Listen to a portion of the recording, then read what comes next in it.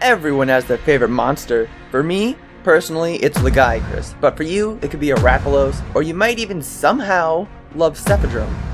But that's not what we're talking about today, because today, we're discussing which 5 species of monsters we think are factually the best in the series. This taking into account everything they bring to the table. Their weapons, their armor, their fight, their ecology. You get the gist. So join us while we talk about who we think are the best 5 species in all of Monster Hunter. Hope you enjoy.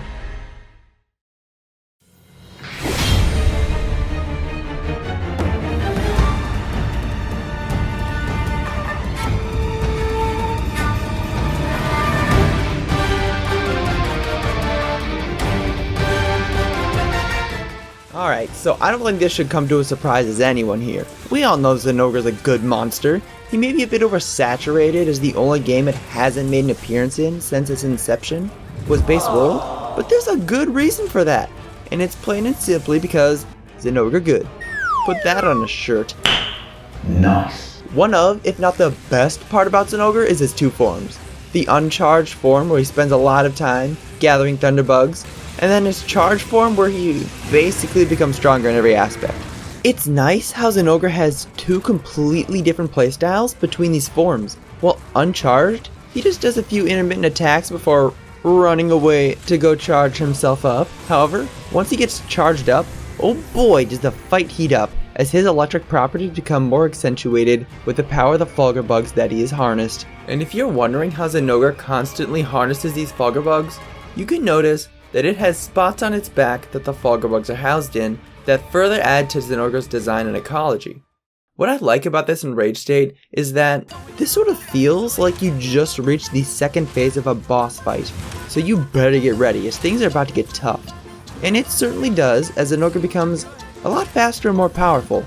Some of the moves he has may be a bit scripted, but I think that's actually a good thing because it allows you to learn the fight, which can actually be a nice learning curve as you'll see yourself getting hit less. And speaking of getting hit, when you knock Zinogre over, you can run up to its back and gather some Fulgurbugs from it. Like, how cool is that? Another aspect that was done very well with Zinogre are his alternate forms. The first is Stygian Zinogre from 3 Ultimate, who is without a doubt one of the best subspecies ever made. He takes what Zinogre has and adds a dragony twist. Keeping with Zinogre's ecology, Stygian is also powered through its symbiosis with elemental insects. Instead of using Fulgurbugs like its standard cousin, Stygian Zinogre uses Dracophage bugs. These bugs are considerably more dangerous too.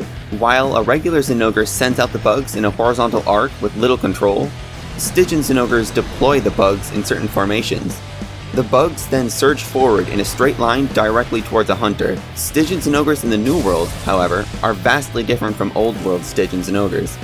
It features unique attacks such as dragon-enhanced claw swipes, sending out Dracophage bugs in deadly waves, and using an extra powerful finisher attack featuring 2 paw slams bursting with dragon energy, followed by a stunning spiraling rush attack. Iceborne Stygian is a flashy, fierce, and exhilarating monster to hunt. Moving on then is Zinogre's deviant in Generations, Thunderlord Zinogre. They're larger, with a green and yellow color scheme, and have more pronounced horns. They also possess stronger Fulgurbugs that fly out in a curved arc, landing on the ground and lingering for a few seconds. And when in his ultra-charged state, his Fulgurbugs will auto-stun hunters that get hit by them. Thunderlord Zinogres also possess better control over thunder, and are always in a supercharged state. Further, Thunderlords will go even further beyond and can enter an ultracharged state. In this state, they move slower, but the power of their attacks are considerably enhanced. The strongest Thunderlords, i.e. G rank, will even start out in this ultracharged state. Also, his armor looks like this. Wow. Finally, there's Apex Zinogre in Rise, and he's a lot like Thunderlord. It's much stronger than a standard Zinogre, begins the fight in its charged state, and even fires Fulgurbugs out in the same fashion as Thunderlord. Basically, Zinogre has some awesome alternate forms. His gear is even really nice as well. His designs are quite distinct and look really cool. The armor in Rise kind of makes me feel like I'm the leader of some tribe living in the wilderness. I don't know why I get these vibes, but I do. I also have to bring up one of the coolest dual blades. The Stygian Superbia. There really should be more weapons with dual element, and this is one of my favorites because of how good it looks as well as the unique element combination of Thunder and Dragon. Also, anyone that plays heavy bowgun in Generations Ultimate knows the Orcus Quarkus is one of the best heavy bowguns on the market. I don't know if you could call yourself a heavy bowgun main without one. Zinogre is just an all-around good monster, and it's easy to see why so many people fall in love with it, because it has everything a monster should have to be a fan favorite. Certainly deserving of the 5th best monster in this series.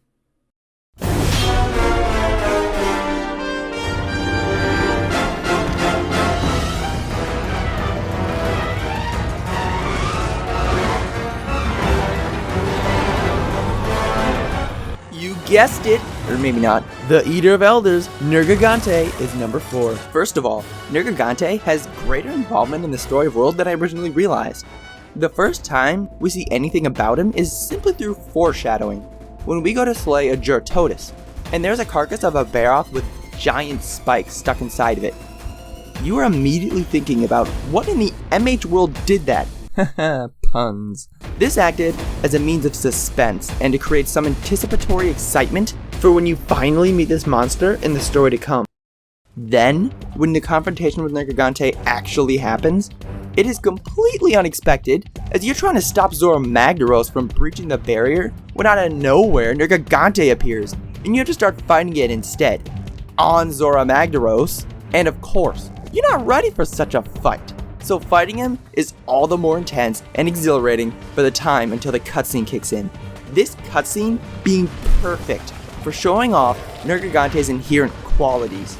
We see our fledgling hunters getting our butts kicked when the huntsman of all people comes running in as our hero and starts slashing at Nergigante, as we then get to see a slow-mo of its spikes being cut off. As it backs away, the camera zooms in to show off Nergigante's qualities, regenerative skin, and rapidly regrowing spikes. This was the main cutscene that I wanted to touch base with because it does a phenomenal job at introducing Nergigante into the story while also showcasing the sheer strength it possesses, along with some of its unique qualities that set it aside from any other foe you've encountered up to that point. Beyond that cutscene, Nergigante and his alternate forms make recurring appearances throughout the story of World and Iceborne. At times, the monster starts to feel less like a simple monster and more like your frenemy during your journey. Now, I want to jump to Nergigante's fight. As you'd expect, Nergigante uses its imposing figure and spikes to overcome your hunter. With these spikes, you're able to break them off by attacking them, and as a result, he will regrow some new ones. These spikes even grant him access to augmented attacks. Examples being his head shooting spikes when he headbangs, or his legs spewing out spikes when he smashes down with them. However, if you fail in attacking these spikes, like I do, then the white spikes will become hardened and turn a blackish hue. If this so happens, these black spikes cause Nergigante's attacks to become more powerful, as well as causing your attacks to deal much less damage when landing a hit on them. Lastly, if every one of his spikes becomes hardened, he is able to perform his infamous dive bomb attack, which I assume most all of us who fought him died to at some point. The whole spike mechanic completely separates Nergigante from any other fight in Monster Hunter.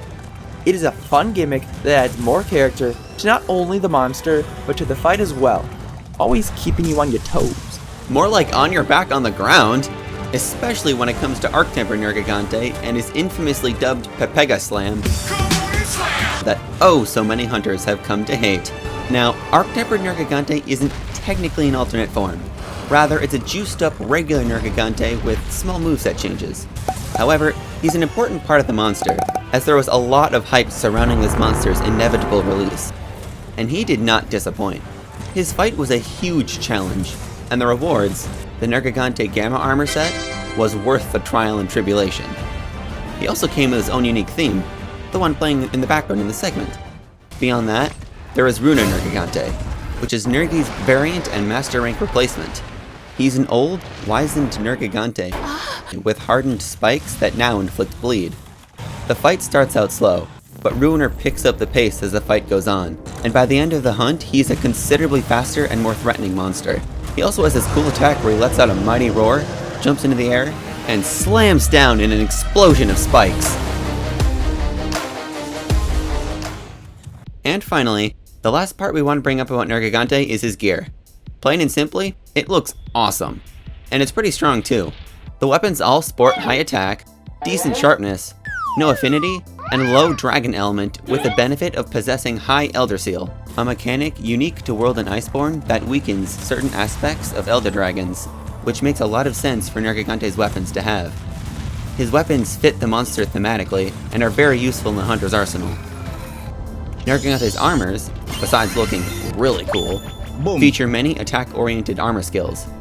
They also come with a set bonus which activates a skill called Hasten Recovery, where you periodically regenerate health by attacking monsters. With weapons that are meant for killing Elder Dragons and armor that bolsters attack while sporting regenerative properties, Nergigante's equipment perfectly reflects the monster's ecology. Gear that looks good, comes with desirable skills, and still reflects aspects of the monster it came from are the hallmarks of top-tier equipment. For being the flagship of Capcom's best-selling game of all time, Nergigante did not disappoint, and it earned its right as the 4th best species in the series.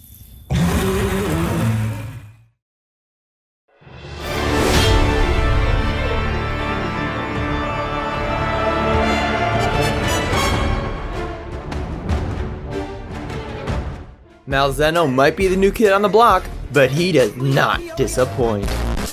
On first glance, it's apparent that Malzeno's whole design is based on a vampire motif, and as explained further in one of Capcom's digital events, the design was also developed with elements of aristocracy, nobility, grandeur, and cunningness, which culminated into the sleek and elegant design that we have now.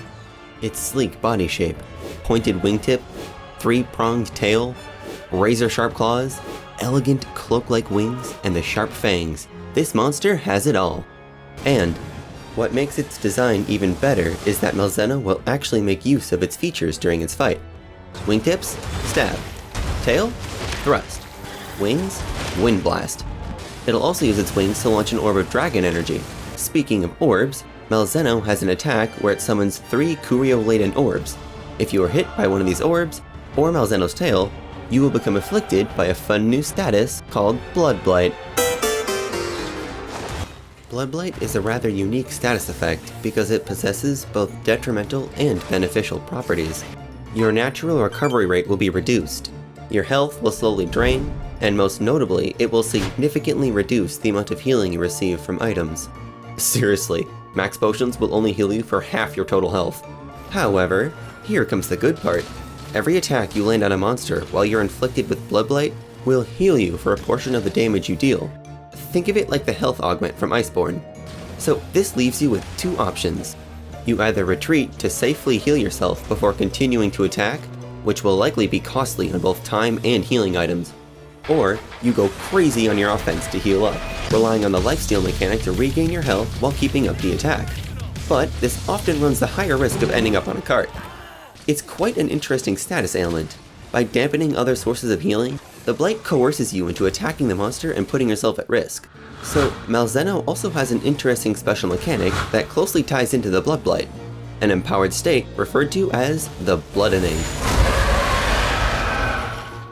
It will enter this state after a certain amount of time has passed in combat. However, when you are afflicted with Blood Blight, you can see Kurio leaving your body and heading towards Malzeno. If they make it to Malzeno, it will shorten the amount of time it takes for him to enter his bloodening state. Otherwise, it seems to just disappear after a few seconds. It's such a fascinating interaction because it is the perfect way to incorporate the Kurio in both a useful and sensible way, while also incorporating the monster's ecology into its fight. Now, while in the bloodening state, Malzeno gains some new moves, and many of its existing attacks are enhanced and or doubled.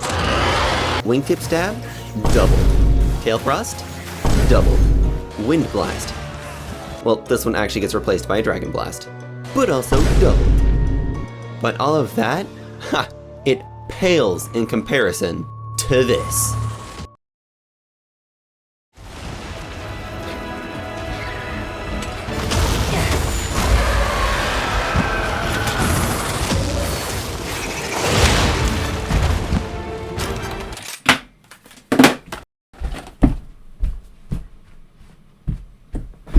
can teleport?! I kid you not, that was my actual reaction when I saw it for the first time. And, to make it better, he attacks using the teleport in several different ways. The main one is a massive burst of dragon energy that deals massive damage. But, sometimes he will choose to follow up the teleport with a tail thrust instead. Finally, he'll sometimes do a fast, short-distance teleport with a bite as a follow-up to catch you by surprise. He's quite a crafty dragon. Alright, in order to counteract the bloodening, you'll need to try to aim for the parts of Malzeno that are surging with red energy. If you deal enough damage to these parts, it will cause an explosion while knocking Malzeno out of the bloodening mode, and causing it to fall over, giving you a nice opportunity to get some hits in. However, if you fail to knock Malzeno out of the bloodening, it will perform its super move. Malzeno jumps into the air while quickly spewing dragon energy around itself in a circle, and if you're hit by this initial attack, your hunter will be pulled in towards the center, where Malzeno will then drop a large blast of dragon energy that explodes, spewing out 2 waves of dragon bursts in all directions. The attack can be fairly tricky to avoid at times, and is certainly a spectacle of an attack that is really cool to see. Malzeno's fight is a fast-paced, thrilling experience that really keeps you engaged the entire time. He truly is one of those monsters where you don't merely fight them, you get locked in a dance of death with them. Your move, their move. This constant back and forth of landing your attacks while evading, blocking, or countering the monsters. That's what many of Monster Hunter's best fights are all about. Well, now that we've slain this majestic foe, naturally, the equipment comes next. Beginning with the weapons, they all look phenomenal and reflect the 4 elements that went into Malzeno's design. They all have decent raw and element paired with a slight amount of purple sharpness for the maximum damage modifier.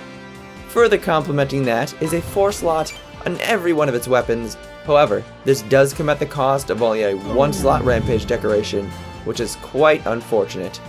But overall, these weapons provide both good looks and stats that should make quick work of any monster with a weakness to the dragon element. Now while the weapons seem good, the armor is even better, and a full set that is actually worth using, because all of the skills on it are extremely useful in almost any situation you find yourself in. Weakness exploit, attack boost, wire bug whisper, part breaker, and blight res. Yet there is still one more skill, and an extremely useful one at that. And that skill is called Bloodright, a brand new armor skill added in Sunbreak, and is unique to Malzeno's armor set. With this skill, you recover a portion of the damage dealt to a monster, but only if the damage is dealt to a monster's broken part. The amount of health recovered depends on the weapon type and the number of points in the skill. For Blade Masters, this is 3, 6, or 10% of damage dealt, respectively, and for Gunners, it's 2, 5, or 8%.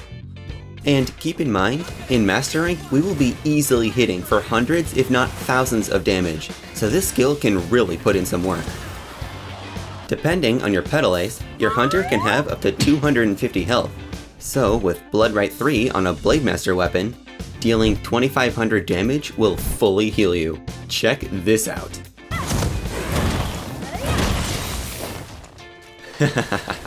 Amazing. Now, there's one last thing I want to say about Bloodright that makes it so great. On paper, Bloodright sounds like it would be an insanely broken skill. And of course, it can be in the right situation. But the reality is that Bloodright is most often a very fair skill and is a massive improvement on the concept of a heal by attacking kind of skill. Remember we brought up Iceborne's health augment earlier? Yeah. That was a broken and unfair ability, since you would always get a heal for the damage you dealt. It was so effective that if you were good enough, you would never need to sheath your weapon and heal the normal way. But by limiting healing to damage dealt on broken parts, Bloodright rewards the ability to strategically aim for certain body parts, while also preventing mindless, free healing from careless gameplay. Bloodright is an amazing skill in an armor set that already has many highly sought after skills. Malzeno's armor really stands out as a great choice for many hunters. Now, there is one last thing that we have yet to discuss about this monster, and that is Malzeno's involvement with the story of Sunbreak. Sunbreak did a phenomenal job at incorporating Malzeno and truly showed that this beautiful yet cruel elder dragon is not a foe that you want to mess with. So let's get into it. We are led to believe the kingdom of Elgato suffered a calamity 50 years ago, where a massive hole opened up, and from its depths, Malzeno appeared and wrought destruction upon the kingdom, leaving it on the brink of ruin, then disappearing, not to be seen again. And now, with monsters acting strange and invading neighboring territories, the only logical assumption is that Malzeno is the culprit. But as for its whereabouts, they remain unknown. As the story progresses, Malzeno's whereabouts remain a mystery, but after taking down a Garangol that has been trouncing nearby settlements, our hunter and Theorain are met with powerful winds that once died down reveal to us some red, bat-like creatures that we know as the Curio.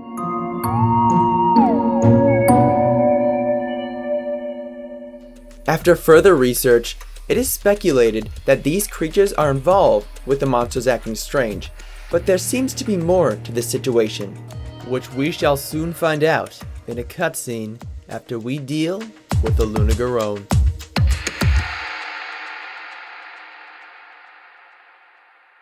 This cutscene begins peaceful enough. We have successfully dealt with the Lunagarone, and Bahari is investigating.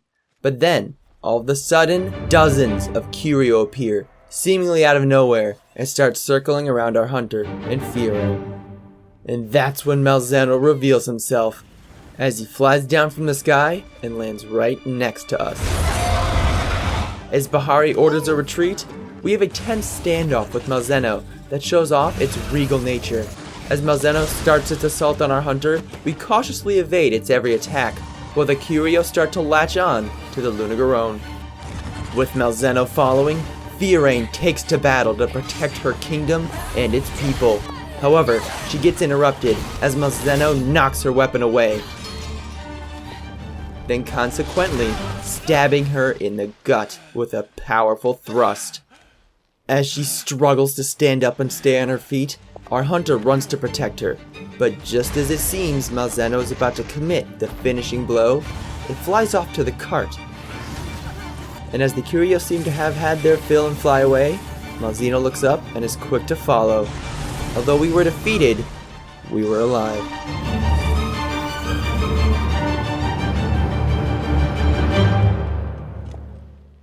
What a cutscene this was!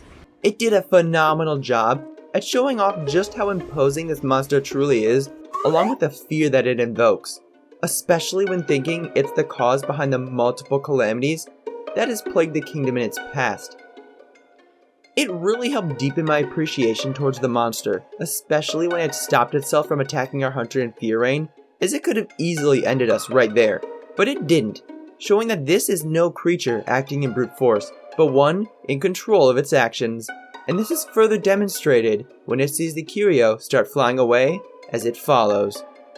This cutscene was probably the biggest in showcasing Malzeno and his properties. However, there is a bit more that we have yet to learn about this Elder Dragon.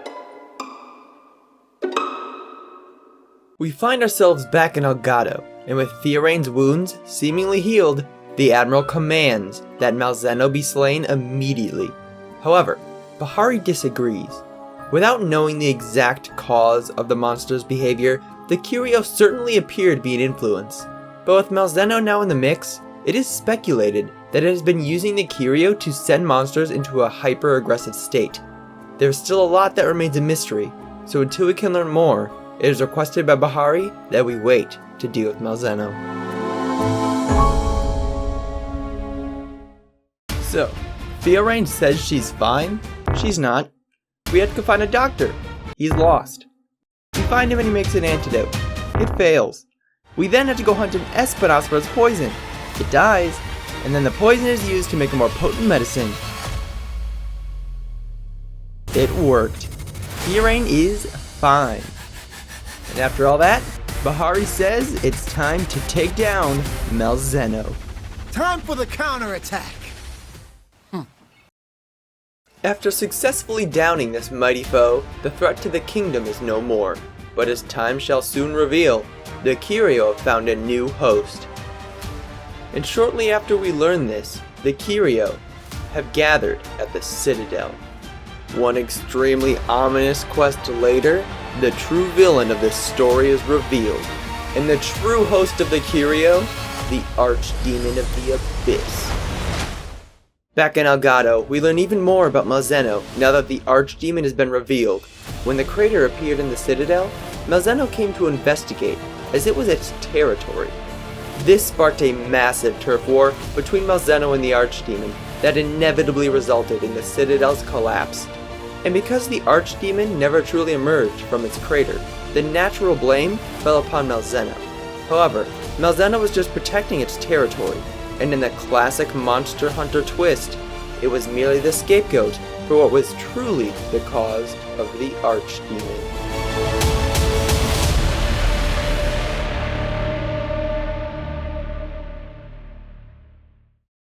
Wow, what a story, and one that is filled with mystery, tragedy, and triumph, as the story slowly unveils greater depth into Malzeno and its ecology.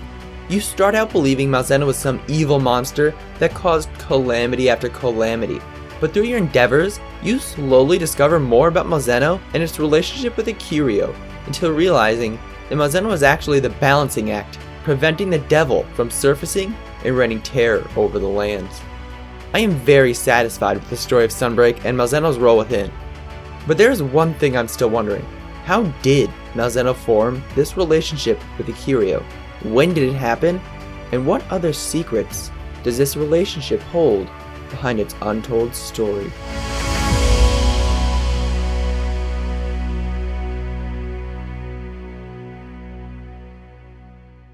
When I first saw Malzeno, I had a feeling that it was going to be an exceptional addition to the series.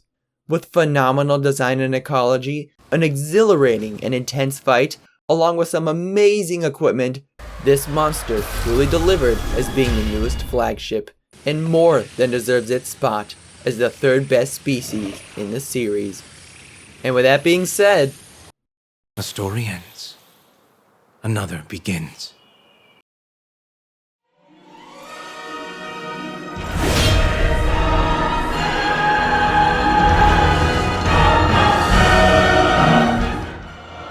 Fatalis. Need I say any more?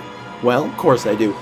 Starting back from the beginning, Fatalis was the final boss in Monster Hunter 1. Then, in Monster Hunter G, Crimson Fatalis was introduced, while White Fatalis was introduced in Monster Hunter DOS, completing the trio. Fatalis has always had quite the reputation behind it, as it was rumored to be this legendary elder dragon that laid waste to the mighty kingdom of Shrade in a single night. However, while Fatalis was touted as this immensely powerful and deadly monster capable of such mass destruction, it didn't always live up to that expectation in the game. Fatalis wasn't inherently bad, but it wasn't the grandiose and exhilarating fight that it could have and should have been. The same can be said of Fatalis' alternate forms. Crimson Fatalis is basically just an extremely aggressive and rage-consumed Fatalis that decided to take residence in a volcano. It gained some new attacks from its normal counterpart, like raining meteors from above, or expelling a flamethrower from its gullet. All things considered, it's not too bad a fight. However, there was a special Crimson Fatalis in 4 Ultimate that could only be fought through an event quest, and this Crimson Fatalis was much better. And you all know how you know it was serious? Because it had its own separate intro and amazingly sinister theme.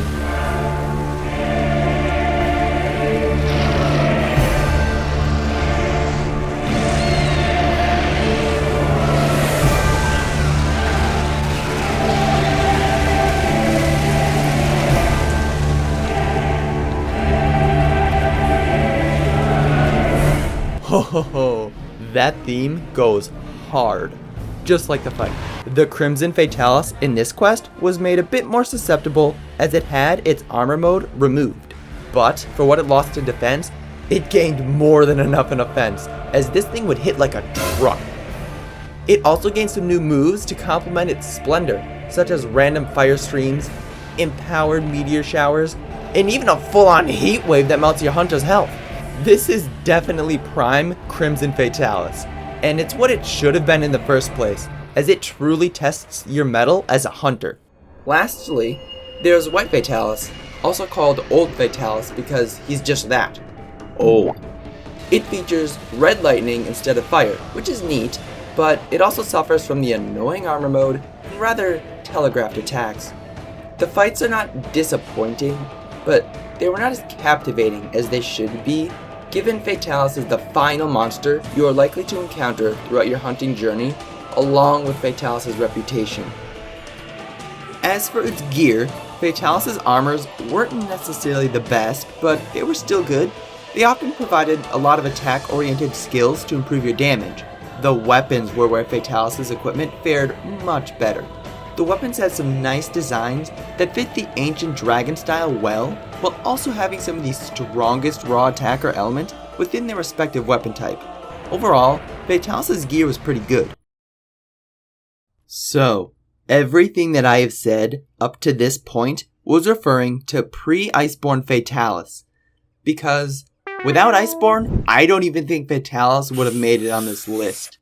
It wasn't until Iceborne where Fatalis truly got the fight it deserved, and I'm willing to say that he is hands down one of, if not the best fight in all of Monster Hunter so far. The cutscene before the actual fight was exceptional. It showed off the fear invoked by Fatalis, as we are in the shambles of Shrade, as it starts to crumble, sending everyone into a panic. As they start retreating, our hunter and the excitable A-lister decide to stay and take on the monster of legend, and that's when Fatalis reveals himself, looking imposing as ever. This was probably one of the best reveals the game has to offer, giving you chills down your spine as you're about to jump into the fight of your life, because you know it's gonna be a hard one. Indeed, this fight is hands down the most challenging hunt in mainline Monster Hunter.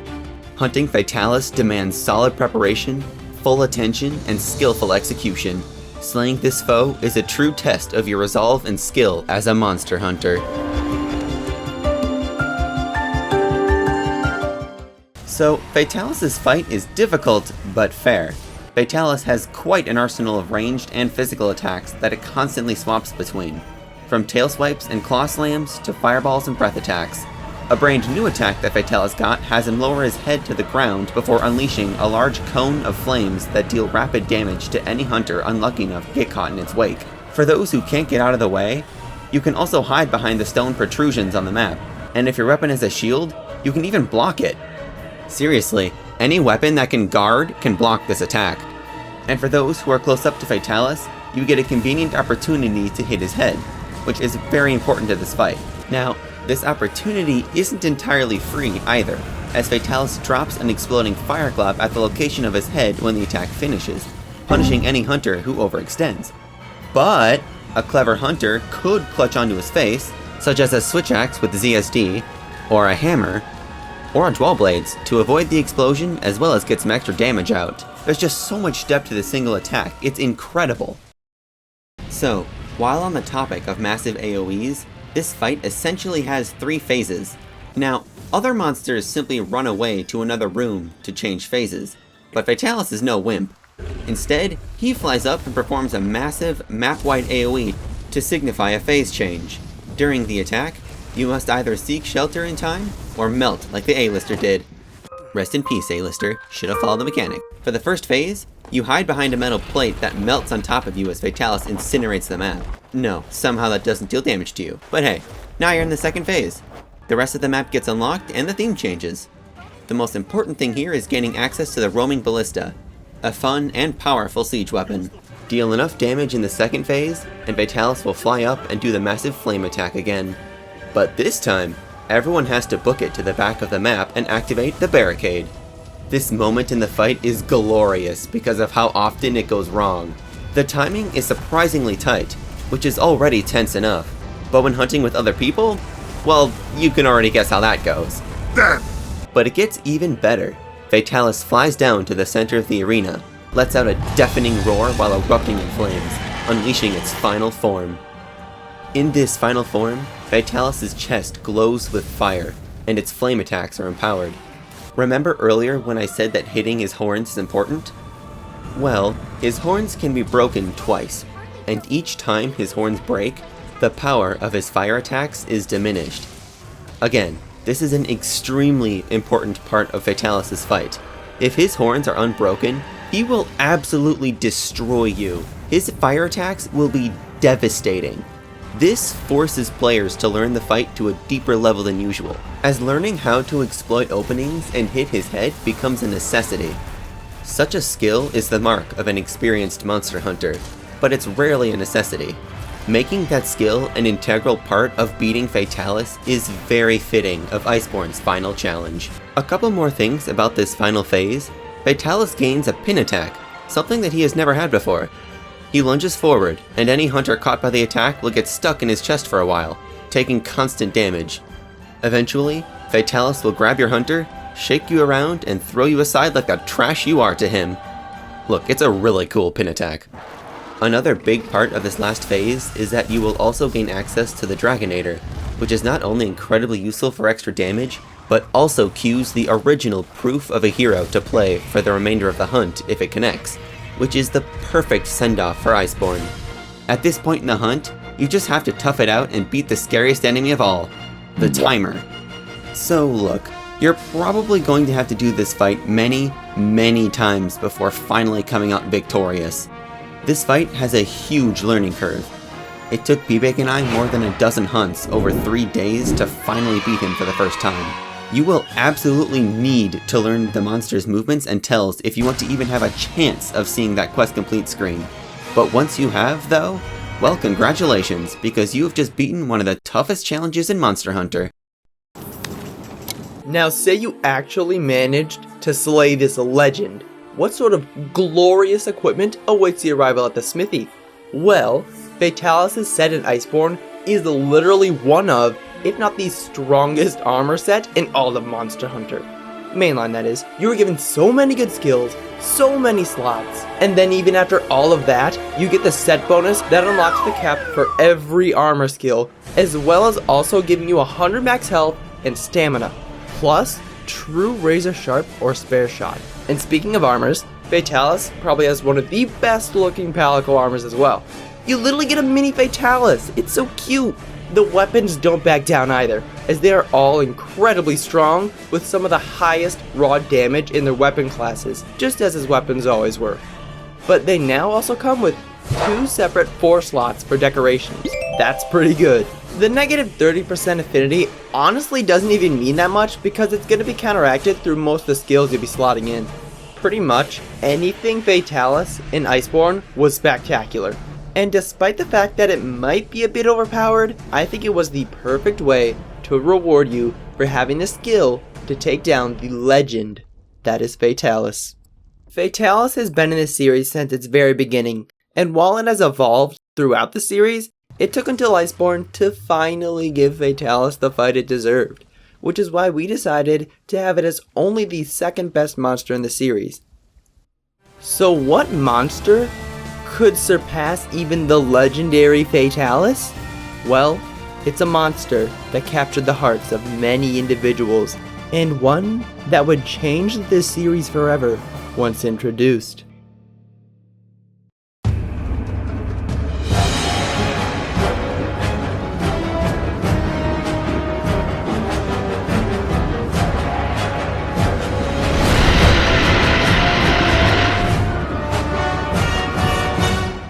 Here it is. We think that the Magalas are the best species in Monster Hunter.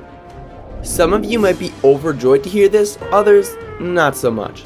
But hear us out. Monster Hunter was never a game you bought because you wanted to play a good story. You bought Monster Hunter after seeing some of the amazing monsters or for the fun and engaging combat. No Monster Hunter game really had a good story, or at least that was the case until MH4 came along, because it is arguably the best story that Monster Hunter has to offer, and every bit of it is tied to Gore Magala. So why don't we take a look into the story through an abbreviated lens? Roar. You arrive at the village of Valhabar after stopping a giant sand whale. Well, that's a start. Upon your arrival, you're recruited by this man, the Caravaneer, but I'll be calling him Big C. We were recruited to be his caravan's hunter as we search for answers and unveiling the meaning behind what is called the article. Through our journey, we recruit new members to our caravan and also end up in a neighboring village where we build a ship to travel to a place known as Cathar to uncover the secrets behind said article.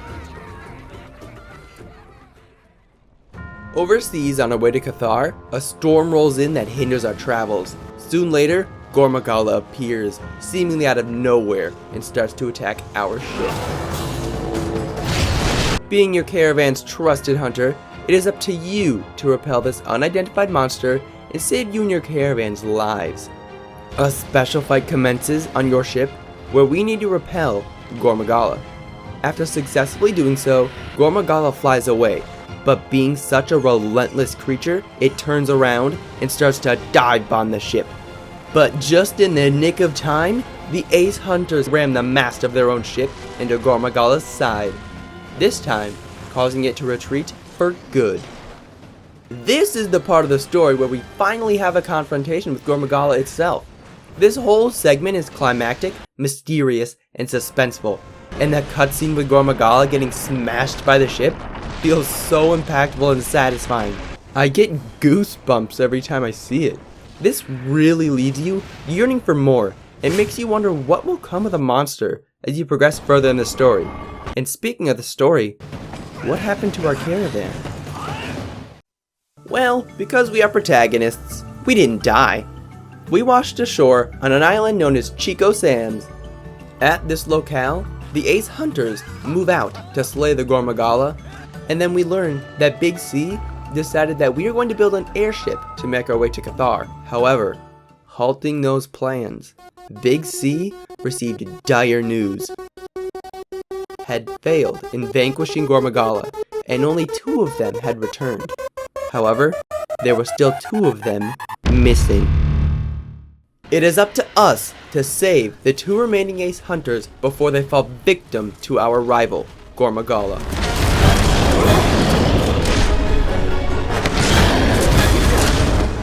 This part of the story is extremely unique. Never before have we had a quest where we needed to escort someone to safety, and this only made it feel all the more intense, as the ace hunters are limping away while we stave off the Gormagala from ending their lives. It is at this point that you realize Gormagala isn't just any ordinary monster. After you successfully repel Gormagala, you return to the village where our strength as a hunter has evidently grown throughout our journey, and the ace commander realizes this potential and grants us the mission to slay the Gormagala and take the wheel as the hero of this story. Once successful in slaying Gormagala, there is a moment of rejoice, for Gormagala has been defeated and our role as the hero has been fulfilled. Or has it? Once we build our airship and make it to Cathar, the first thing that we do is talk to the Elder and ask what he knows about the mysterious article, and to our unfortunate surprise, his reaction was all but joyous, as he describes the article as a bad omen and tells a tale where calamity struck the lands of Cathar as monsters went into a frenzied state, killing everything until there was nothing left but corpses. Shocked, we kept a low profile as we try to uncover even more about the article and the mysteries it holds, while we stay and deal with the Kongolala. However, this is no ordinary Kongolala, as it has contracted the same frenzy virus that once sent the monsters of Cathar into a frenzy all those years ago. Anyone able to connect the dots can immediately figure out what has caused this. Having told the Elder about the Kongolala, Big C heads back to Valhabar to ponder. We have to go and scout to see if any other frenzied monsters appear. Having not found anything after 2 hunts, the Guildmarm then gives us an urgent quest to slay a Tigrex. But unfortunately, it has also become inflicted with the frenzy. After slaying this dangerous Tigrex, we return to Cathar and are met with Big C and the Ace Commander, where we learn that Gormagala that we thought we slain shed its skin and has evolved into an even more dangerous threat, Shigaru Magala, and we now have to take it down or face the consequences of the calamity that had plagued the lands of Cathar all those years ago. Upon our arrival at the sanctuary for our fateful encounter with Shigaru Magala, a cutscene plays where the tension is palpable as Shigaru Magala has a standoff with your hunter, staring at you imposingly, almost as if it recognizes you as its rival, before taking to the skies to reveal its glorious scales to commence the fateful battle.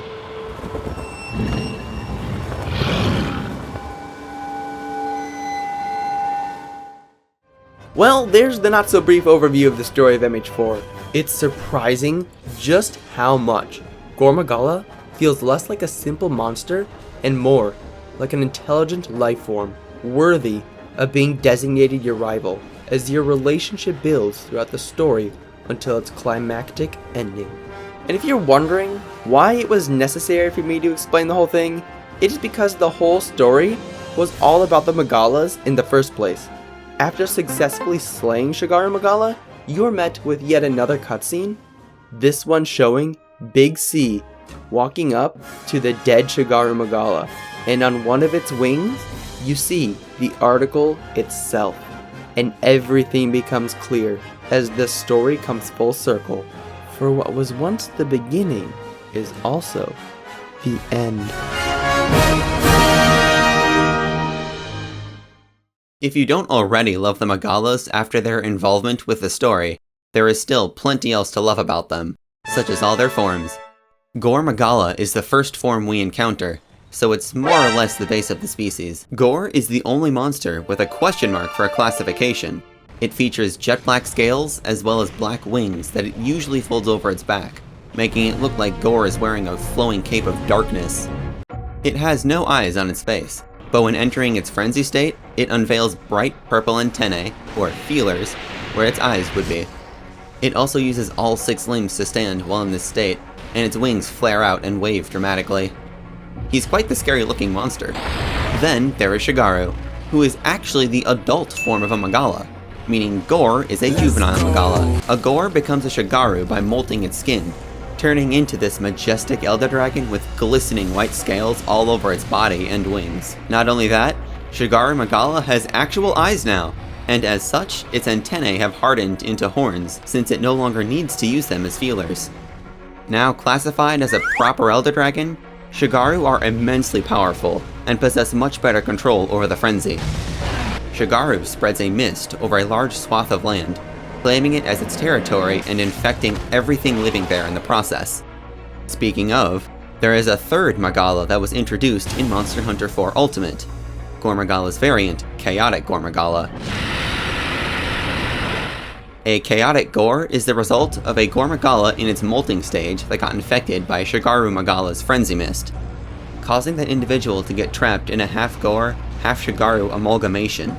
In this state, it becomes extremely aggressive and unstable, as well as more powerful.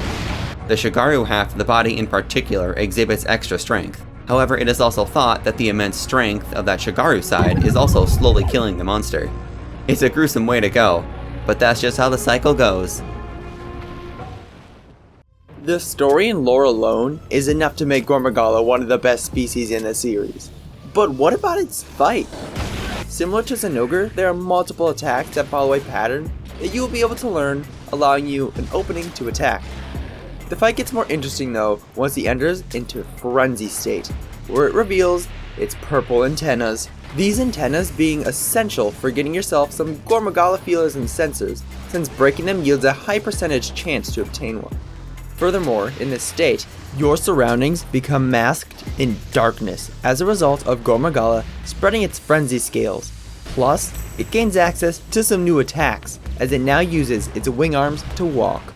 It will lash at your hunter with its wing arms, or stand up on its hind legs and come crashing down in an earth-shattering slam. Another notable attack is its Frenzy Blast, that can deal some devastating damage if you aren't careful enough to avoid them. The Frenzy state makes Gore Magala a much more aggressive and dangerous foe, but through dealing enough damage, you were able to knock it back into its normal state. For the most part, this state makes fighting Gormagala a bit more difficult and adds a little bit of extra pizzazz to further complement Gormagala and its appearance. Next up is Shigaru Magala. It has an interesting fight since it shares many similarities with Gore's moveset, but as a mature Elder Dragon, Shigaru boasts extra power and abilities beyond those of Gore. Shigaru's base state is much like Frenzy State Gore. While Gore enters its Frenzy State by letting out a roar and revealing its antennae, Shigaru takes a more flashy approach, flying up in the air and letting out a massive roar while we see purple mist flying all around it. It's quite the spectacle.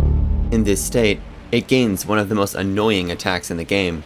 Often called the Frenzy Mines, it's a pillar of frenzy that shows up in random spots indicated with a white circle on the ground. They appear with seemingly no pattern at all, save for the ones that always spawn beneath the hunters. Overall, despite the infuriating Frenzy Mines, Shigaru's fight is a difficult, fun, and engaging experience. The final version to discuss is Chaotic Gormagala. The design is a mix of the two Magalas mentioned earlier, with the left side resembling Gormagala and the right side Shigaru Magala. Likewise, it will have both moves from Gore and Shigaru's movesets, but with its own added twists, such as Frenzy Balls curving to a greater degree, or an empowered Frenzy Blast that's more like an explosion.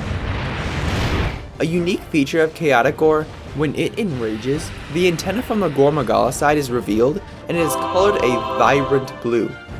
Another interesting thing about this monster is the theme, as it uses both Gore and Shigaru's together, which really encapsulates that twisted and almost paradoxical fusion between dark and light that is reflexive of the two Magalas. So we talked about most of the Magala's fights, but we have yet to explore the most integral part of this monster, the Frenzy Virus. The Frenzy Virus was a completely new status added in MH4 alongside Gore and Shigaru.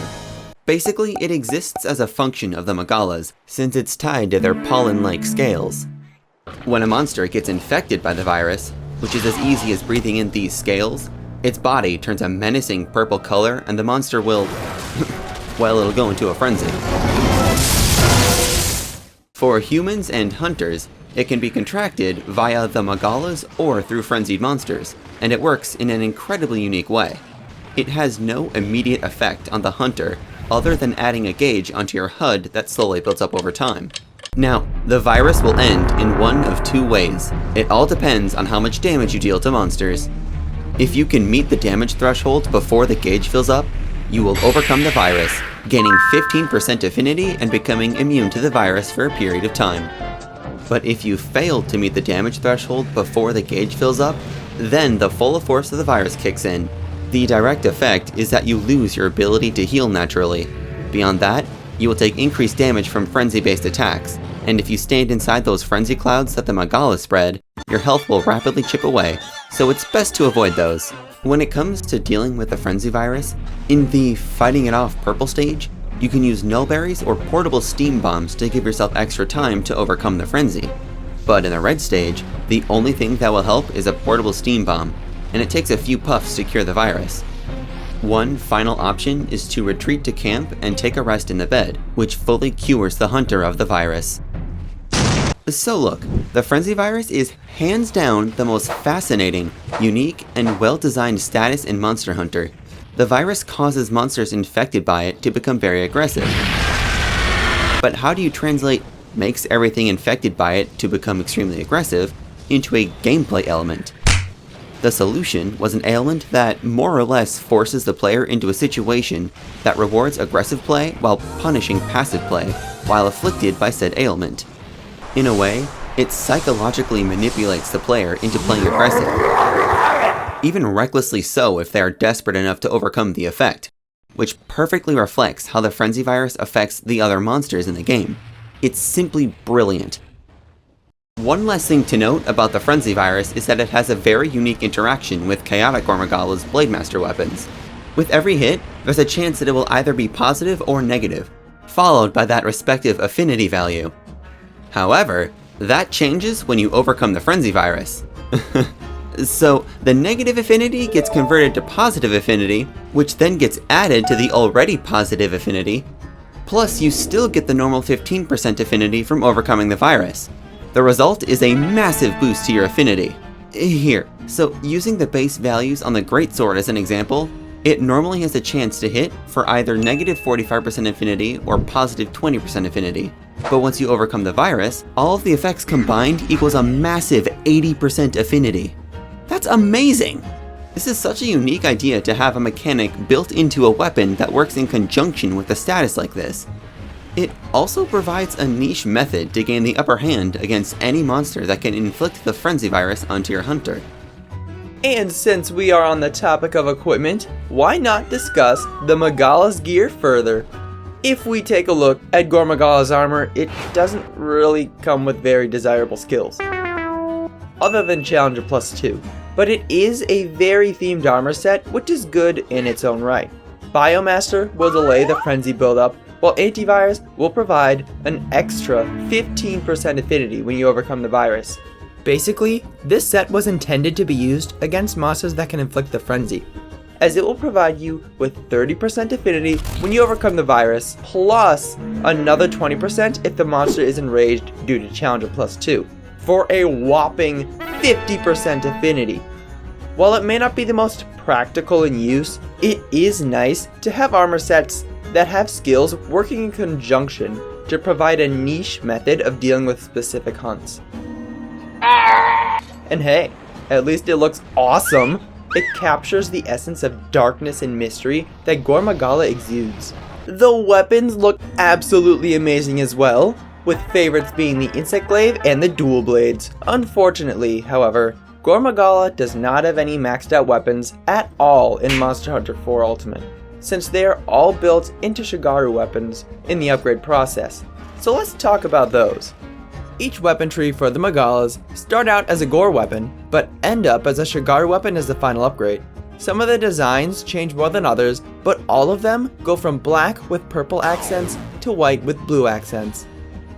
While these weapons may have lower raw attack values, they come with considerably high affinity, as well as white sharpness or a fair amount of purple with handicraft. The weapons also sport a decent amount of dragon element, as well as either 1 or 0 slots. Overall, Shigaru's weapons are pretty good, and especially strong options for monsters with a weakness to the dragon element. As for its armor, it both looks good and has some pretty nice skills on it. The 4U set naturally came with Frenzy Res, as well as Sharpness +1 and Latent Power +2. One final note about the Magala's gear is that they were both in the Generations titles, and in that game, Gore and Shigaru weapons could be upgraded separately, which was a very welcome change. Now, there is one last thing that we want to bring up about the Magalas, and it is that the Frenzy Virus is essentially the progenitor of future monster enhancing mechanics. In MH4, there were Frenzied monsters, and in 4 Ultimate, Apex monsters. These being much stronger and agile versions than their normal counterparts. This was the first ever iteration of a powered up monster, aside from the arbitrarily difficult event quests that the game offered. This then evolved into hyper monsters in MHGU, and further on to tempered monsters in World and Iceborne. Powered up monsters have been a staple of every MH game since the introduction of frenzied monsters all the way back in MH4, so it would certainly seem as if the Magalas introduced a whole new mechanic to this series that left an everlasting effect. And that's basically the story of the Magalas.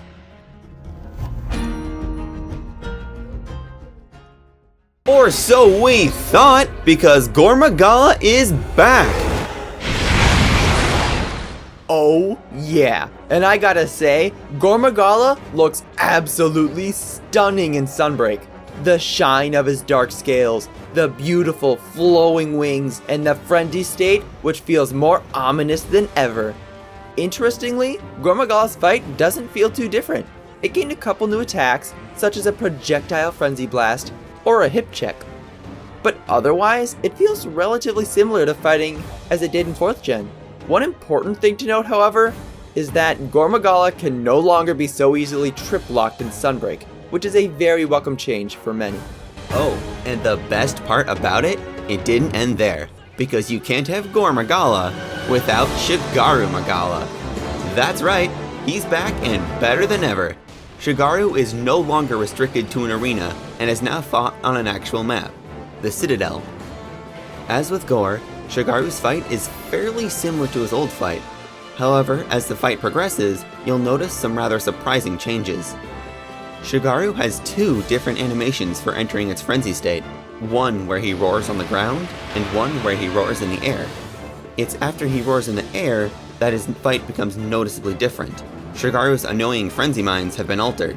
While Shigaru does still create frenzy pillars, it only happens after certain attacks and animations, and the pillars have a pattern to them instead of appearing randomly. It was a very welcome change. He also gains a new move, which is easily the coolest new attack that any of the Magalas have. A giant frenzy laser beam. It's so cool! With all the new tools our hunters have in Sunbreak, fighting Shigaru is extremely fun as you learn its movements and patterns while countering some of its powerful attacks for some extremely satisfying moments. But you know what else is satisfying? The equipment. The weapons retain their original designs and look better than ever. The stats were also buffed a bit to accommodate for the different scaling that Sunbreak has. The more interesting side of the equipment, however, is the armors. They also have the appearance of their 4U counterparts while also retaining some of the armor skills as well. Gore Magala's armor kept Agitator and Constitution while gaining Speed Eating and Coalescence. The more interesting armor set, however, is Shigaru's, because it comes with a brand new skill, Bloodlust. Bloodlust is a very good skill for practically any set and weapon, but extra beneficial to some weapons such as bow, which use up lots of stamina. When you have Bloodlust on your set and enter sight with a monster, your hunter will become infected with the Frenzy virus, and during this time, your attack and evasion increase while your stamina consumption is reduced. At levels 1, 2, and 3, your attack will increase by 10, 15, and 20 respectively. During this time, however, your health will slowly chip away, so there is a trade-off. However, once you overcome the virus, you will regain that red portion of the health gauge and be granted an affinity buff as a result, 20% for level 1 and 25% for levels 2 and 3. This counting the 15% affinity you already get for overcoming the virus. This skill provides a whole lot, considering it is only one skill. However, it is best used when you only have one point in it, because it has diminishing returns.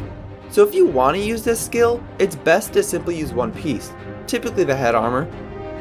As for the other skills the armor set has, they work very well in conjunction with Bloodlust to provide an even greater bonus when both suffering from the Frenzy virus through Resuscitate and overcoming the Frenzy virus through Coalescence.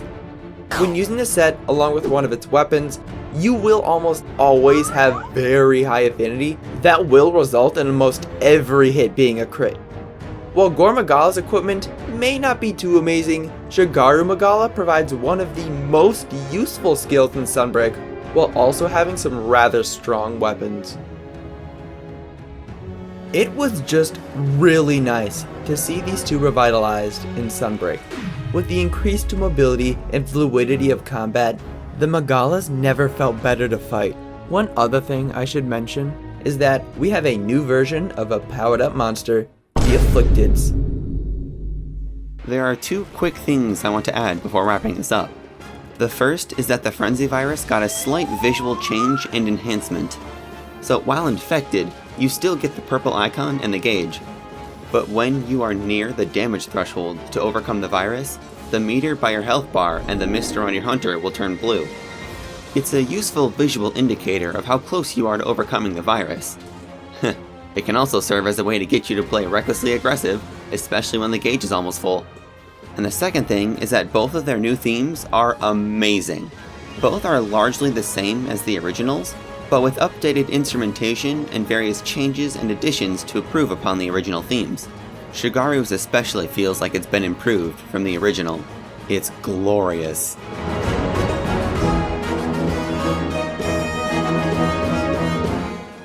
Overall, the Magalas just have everything. A fun fight, amazing incorporation into the story of its respective game, awesome equipment designs with some unique weapons, great themes, and even being the progenitor to powered up monsters. You can really tell how much effort went into making the Magalas such an impactful species to the series. And it's no wonder they are a fan favorite, because there is so much to love about them. And if you're someone who may not be so fond of the Magalas, well, I hope you can at least see why we think they're worthy of being the best species in Monster Hunter.